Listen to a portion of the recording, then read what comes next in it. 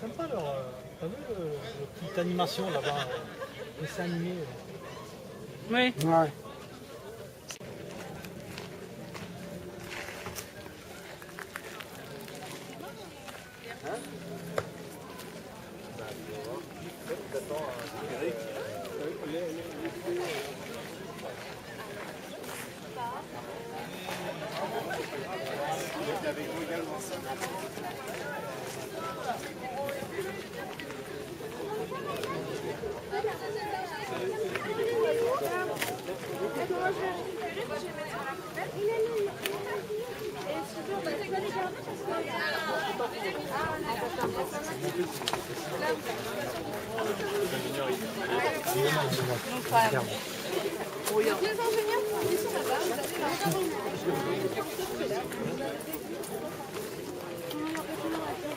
Les ingénieurs de comité ont donné des noms de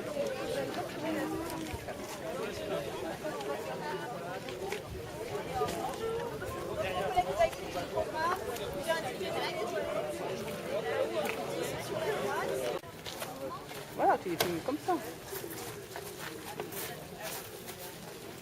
Tant que c'est un peu loin, c'est pas grave, du moment qu'on les reconnaît pas.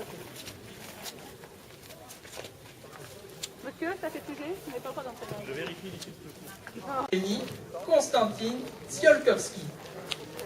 Konstantin est le grand théoricien de la conquête spatiale. Nous sommes au 19e siècle. Il est fils d'un bûcheron dans une province russe qui s'appelle le Ryazan. Et Konstantin dévorait les livres de la bibliothèque familiale plutôt que d'aider son père à couper le bois. Eh bien, figurez-vous que ce génie a tout théorisé, du vol de la fusée au carburant, en passant par des missions habitées. Donc sur cette image, vous pouvez voir deux photos d'un même objet pris à 2 ans d'intervalle. C'est la photo d'une étoile qui a explosé. Cette étoile qui a explosé est la Nova V838 dans la constellation de la Bicorne. Et donc en explosant, cette étoile a éliminé la coquille de gaz qui se trouve autour. Et donc le télescope spatial Hubble suit l'évolution de cette coquille de gaz. Et dans cette coquille de gaz, il y a la formation d'étoiles, des étoiles jeunes, bleues ici. Voilà. Et le gaz qui est explosé, le gaz qui entoure cette étoile, est le résultat d'une explosion d'une ancienne étoile encore. Et avant, qui a été observée pour la première fois donc, en décembre 2002, et là, 2 ans plus tard, en octobre 2004. Donc d'abord, quelques notions de distance dans l'espace. Donc il faut savoir que plus on regarde loin dans l'espace, plus on regarde loin dans le passé.